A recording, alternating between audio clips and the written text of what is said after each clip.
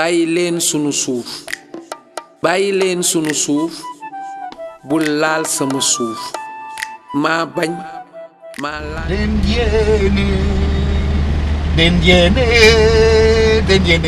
Symbole d'une réussite, symbole de la reconnaissance de toute une république par rapport à un travail bien fait, une rue de Dakar porte son nom, l'ex-rue Kléber de la capitale, sur laquelle se trouvait un moment le siège d'Enda Tchermond. La mer, encore la mer. La ville de Dakar, un triangle, une péninsule. Et à partir du plateau, la belle ville qui s'étend et qui va gagner vers l'intérieur. Les bidonvilles, des gens qui espèrent de la ville quelque chose. Et puis les beaux quartiers. Et c'est ces derniers qui agressent les zones où se sont installés les pauvres. Nous sommes sur le champ de bataille. 90% de ces gens ont du travail. Petits travaux, casser des pierres, faire du savon de récupération, transformer des barres de fer en coupe-coupe et en couteau, réparer des postes radio, réparer quelques outils, vendre des fruits aux diverses saisons. Pour quelques-uns d'entre eux, vendre des charmes ou bien peut-être des garanties contre les accidents. Voilà, mais ils s'en tirent. Et ils demandaient quelque chose, ils demandaient de l'eau et que leurs enfants puissent apprendre. Et c'est à ce moment que s'est nouée l'alliance d'Enda et de ce quartier, Barak. Mais plus qu'une rue, le nom et surtout les bons souvenirs laissés par Jacques Bignoucourt demeurent intacts dans les esprits et les cœurs de ceux et celles qui l'ont côtoyé. Enda Tchermond, ses pères fondateurs, Jacques Bignoucourt, Cheikh Hamidou Kane, Ben Madi Cissé, Nassiri du Maroc, l'ont bâti sur des bases solides. Il faut reconnaître que Feu Jacques Bignoucourt, avec tous ses amis qui ont initié Enda, j'en profite pour témoigner de l'excellente vision qu'ils avaient du développement. Jacques était autour de l'indépendance. Il enseignait dans une école coloniale tout en enseignant aux gens comment lutter pour l'indépendance, comment être indépendant. Bignoucourt vivait comme les Sénégalais. Si vous vous en souvenez, Bignoucourt, il était très féru des populations du Sénégal oriental et il a même épousé, il a vécu avec une femme Bassari. Il m'inspire, mais il m'a inspiré sur certains côtés. Sa volonté d'aller toujours de l'avant, par exemple, de ne jamais se reposer, d'aller toujours plus loin. Et pas mal de ces intuitions-là, oui, c'est une source d'inspiration. Assurément, tout est parti de la vision de deux personnes, Jacques Bignoucourt et El Assi, qui a été le premier coordinateur d'Enda Santé. Si aujourd'hui, le Sénégal a réussi à maintenir très faible la prévalence du VIH, comparé à d'autres pays qui sont autour du Sénégal, on le doit en grande partie au leadership gouvernemental sénégalais, au travail important qui a été fait dans les structures hospitalières, par le gouvernement du Sénégal, par les chercheurs sénégalais, mais on le doit aussi à l'engagement des acteurs communautaires. Et s'il y a eu engagement des acteurs communautaires en matière de lutte contre le sida, on le doit à Jacques Bignoucourt. Ouais, c'est lui qui m'a tout appris. Il a été, je vous dis, il a été un père. On avait une complicité de père à fils. El Hadji Ndiaye, auteur, compositeur, sa seule personne, incarne un hommage posthume à Jacques Bignoucourt. C'est Jacques qui m'a appelé voix des sans-voix. C'est Jacques qui m'a appelé Siggi. Tu vois, Siggi, c'est quoi? C'est être capable de regarder l'autre sans baisser la tête. Siggi, c'est la dignité.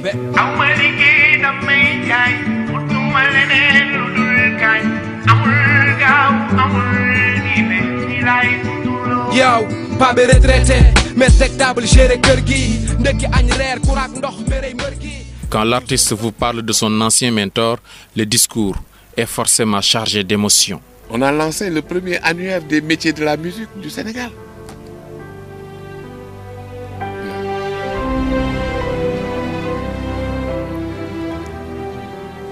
Né d'une famille rurale, Jacques Bignoucourt a suivi de 52 à 58 des études supérieures qui lui ont permis d'obtenir des diplômes de plusieurs instituts, comme celui des études politiques de Paris ou celui de géographie de la Sorbonne, ou encore l'Institut d'études du développement économique et social.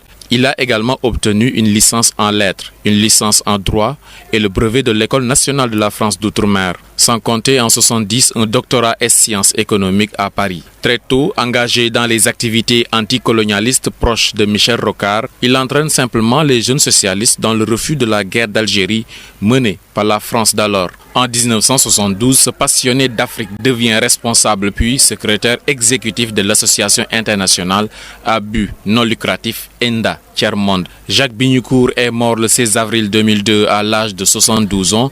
L'actuel secrétaire exécutif du réseau international ENDA Tiers-Monde, c'est le Sénégalais Moussa Mbaye, qui tient à lui rendre hommage tous les jours en gardant allumée la flamme qu'il a laissée au peuple opprimé. Rendre hommage à quelqu'un comme Jacques Bignoucourt et aux pionniers d'ENDA, c'est travailler concrètement au quotidien à faire en sorte que l'œuvre de cette vie ne fût pas vaine, que ce ne soit pas simplement il est venu, il a fait et nous restons là en train de célébrer. ENDA Tiers-Monde qui approche le développement de manière holistique. En clair, dans sa démarche, l'organisation s'intéresse à son objet comme constituant un tout. Et voilà presque un demi-siècle qu'elle couvre donc tous les secteurs du développement. Environnement, climat, développement durable, santé, énergie, mobilisation communautaire, développement urbain, intégration rurale, intégration régionale, commerce, genre. Une des figures de l'organisation, le Tunisien Taoufik Ben Abdallah, nous aide ici à comprendre les bases d'un tel succès. ENDA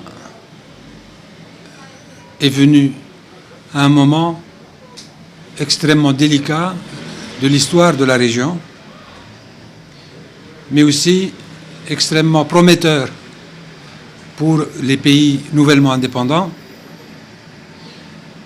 et prometteur aussi dans la définition des nouveaux rapports internationaux qui se tramaient à cette époque-là, dans les années 70.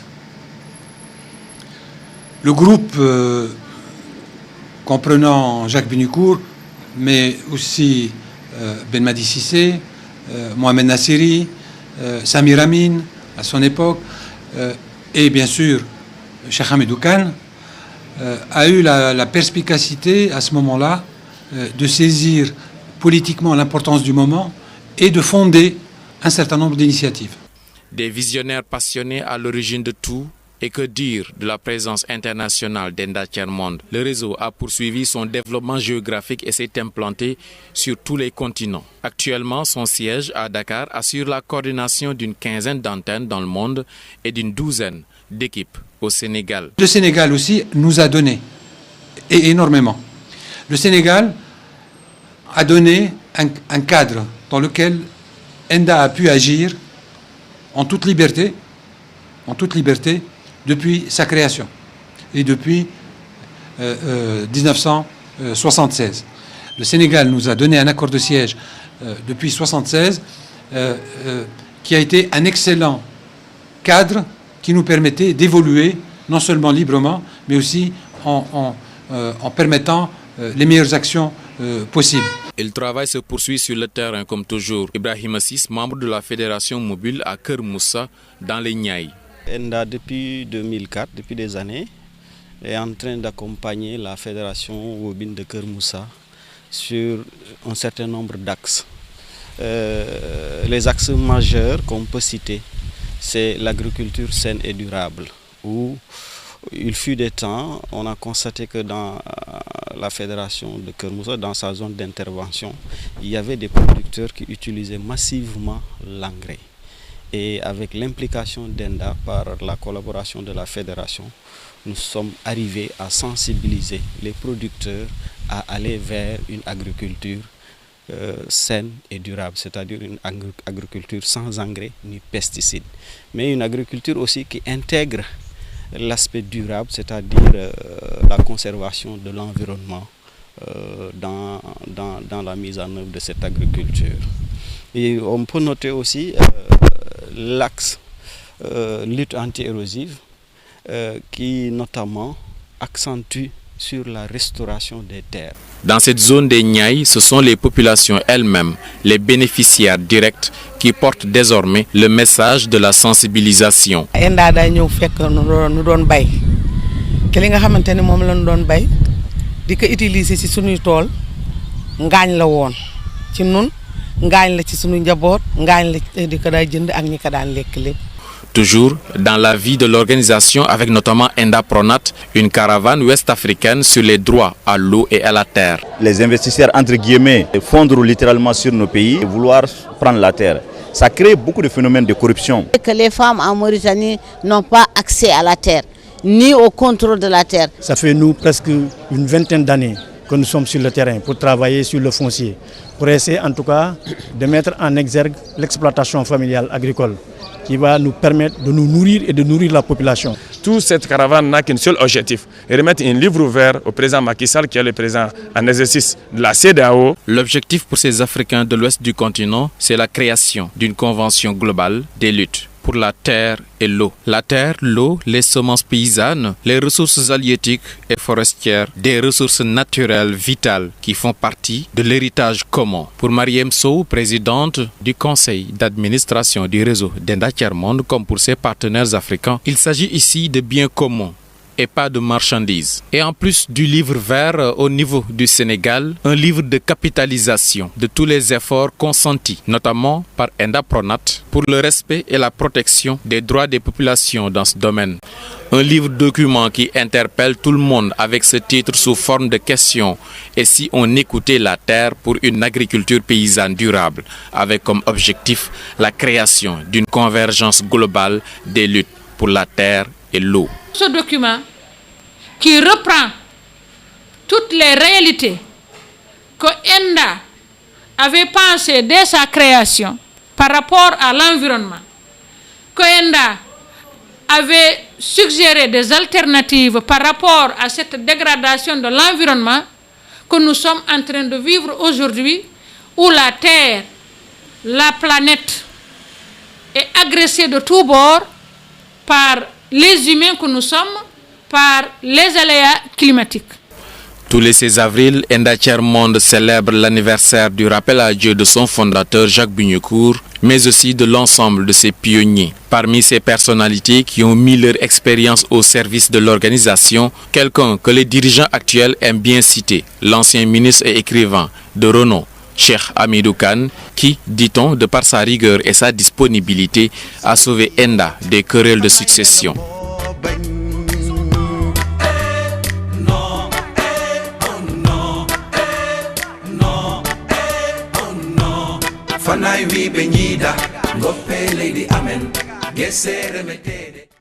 Organisation non gouvernementale internationale née au Sud pour servir les peuples du Sud, ENDA Tiers-Monde a, depuis toujours, mené son combat contre la marginalisation des défavorisés et pour le développement durable à deux niveaux. D'abord, en agissant à la base en faveur de l'amélioration des conditions de vie des groupes vulnérables.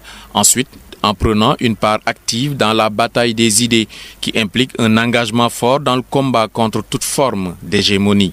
Ah, je suis extrêmement content, comme dit. Nous sommes tous très contents. Bàyyi leen sunu suuf, bàyyi leen sunu suuf, bul laal sama suuf. maa bañ maa lànk kenn du laal sama suuf. bañ naa lànk naa dootuma ko nangu.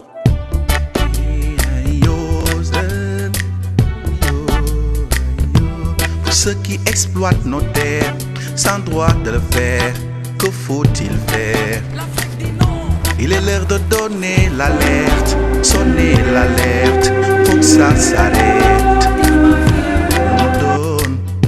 Lu mu doon mi ngi wéy, ñu ngi foqar di suuf, ñu ngi noot suñu mbéy. Lu mu doon ñu ngi jaay suñu suuf, nasaraan ya ngi